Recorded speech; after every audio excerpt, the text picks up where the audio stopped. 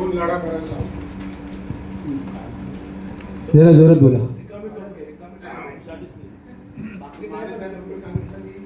आता टोपली रिकामी आहे, बाकी नाही. रिकामी टोपलीच्या ह्याच्यासाठी कोण दोन समाजामध्ये द्वेष निर्माण करतो? या टोपलीसाठी भांडण लावणारे अदृश्य शक्ती कोण आहे असं तुम्हाला वाटतं? आता या संदर्भातली अदृश्य शक्ती कोण आहे हे म्हणण्यापेक्षा आपल्या सगळ्याला माहीत आहे. या संदर्भामध्ये कोण अशा प्रकार सरकारचाच अशा तऱ्हेचा हा डाव आहे. आम्ही आणखी इतरत्र खोलवर सरकारच आमच्यामध्ये अशा तऱ्हेचं सरकारच आमचं आरक्षण काढून घेण्याचा प्रयत्न करतंय, आमच्या नोकऱ्या नष्ट करण्याचा प्रयत्न करतंय. मागे आम्ही खाजगीकरणात सुद्धा आरक्षण द्या अशा तऱ्हेची मागणी केली, तिकडेही दुर्लक्ष झालं. आणि आता पुन्हा मागच्या 2 महिन्यापूर्वीच्या 6 महिन्यापूर्वी मराठा समाज आणि ओबीसी समाजामध्ये मोठा संघर्ष उभा करून 2 समाज एकमेकाचे शत्रू करून टाकले. आणि आता अनुसूचित जातीतले जे काही समाज आपापल्या बळावर आज आपली प्रगती करू इच्छित आहेत, त्यांना आरक्षणाच्या नाजूक मुद्द्याचा वापर करून पुन्हा त्यांना एकमेकाच्या विरोधात उभं करण्याचं षडयंत्र सुरू झालेलं आहे.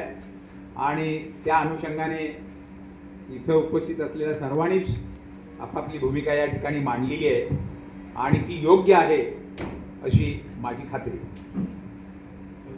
रिपब्लिकन पक्षाचे काही गट इथं दिसत नाही प्रतिनिधी, काय कारण असावं? बौद्ध नेते दिसत नाहीत आधी. रिपब्लिकन पक्षाच्या गटांची भूमिका अजून स्पष्ट झालेली नाही आहे. सत्तेमध्ये सामील झालेले रामदास आठवले यांनी वर्गीकरणाचं स्वागत केलेलं आहे. प्रकाश आंबेडकर साहेबांचं अजून स्पष्ट मत मला तरी करायचं समजते. वर्गीकरण झालं पाहिजे, वर्गीकरणाचा नुकसान होता का म्हणे अशी गोल भाषा करतच आहे. त्यामुळे कदाचित ते तुम्हाला दिसलं असेल की रिपब्लिकन पक्षाचे इतर गट आले नाही आहेत. हा प्रश्न राजकारणाचा नसून समाजाच्या हिताचा अत्यंत महत्त्वाचा विषय आहे. राजकारणाच्या पलीकडे जाऊन भूमिका घेण्याची गरज आलेली आहे.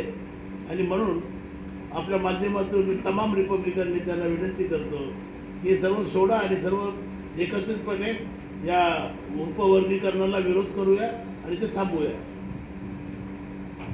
या संघर्ष समितीमध्ये इतर अनुसूचित जातीचे कोणाचे प्रतिनिधित्व आहे? आमच्या आज ज्यांची घोषणा केली अच्युत भोईटे जरा हे आमचे चर्मकार समाजाचे आहेत आणि गेली 10 वर्ष ते या विषयावर काम करत आहेत. माझे आणि त्यांचे गेली 10 वर्ष मतभेद आहेत एका मुद्द्यावर की मी त्यांना सांगितलं की मी हिंदू धर्म सोडलेला आहे, बौद्ध धर्म घेतलेला आहे. आता मी पुन्हा महान उल्लेख करणार नाही. त्यांचा आग्रह होता की जात धर्म बौद्ध लिहायचा आणि जात चांभार लिहायची, महान लिहायची, जी काय असेल ती लिहायची.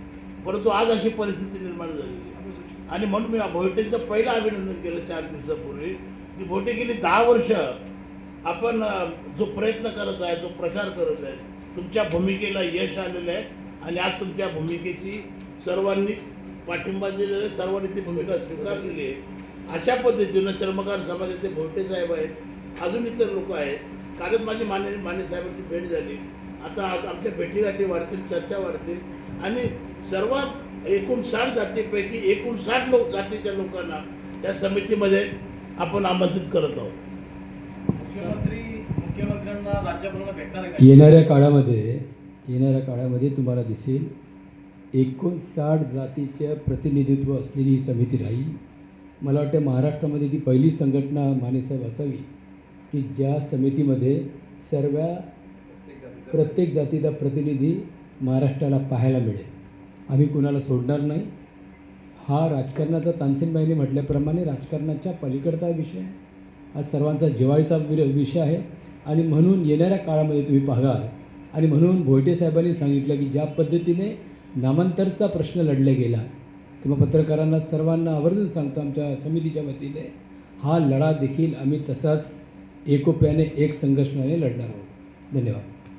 महत्त्वाचा प्रश्न म्हणजे समितीने उपवर्गीकरणाला विरोध केला ठीक आहे, पण विरोध करण्यापूर्वी रिक्रुटमेंट किंवा नियुक्त्याच बंद आहेत गेल्या 25 वर्षापासून.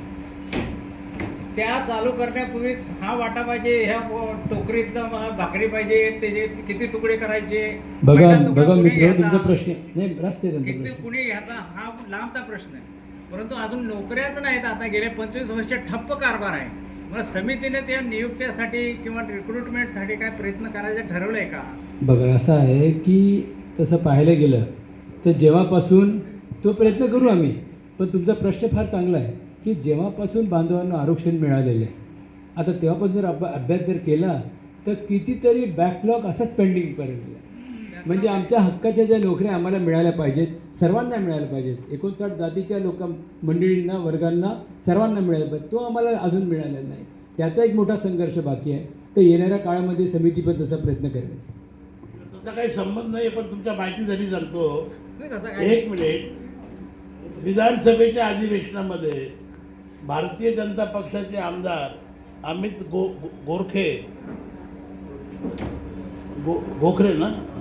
यांनी ऐका जरा, मी तुमच्यासाठी बोलतोय. महाराष्ट्र शासनाने मेगा भरतीची घोषणा केली होती. 6,500 काहीतरी जागा भरती करायचं त्यांनी ठरवलं होतं. त्यावेळेस भाजप आमदारांनी सांगितलं की वर्गीकरणचा निर्णय झाल्याशिवाय भरती करता कामा नये. त्यावर महाराष्ट्राचे महसूल मंत्री बावनकुळे साहेबांनी त्वरित सांगितलं की वर्गीकरणचा निकाल लागल्याशिवाय भरती होणार नाही. त्याचा काही संबंध नाही आहे. भरती करायची नाही, सरकारची धोरण आहे, सरकारची भूमिका आहे. 25 वर्षापासून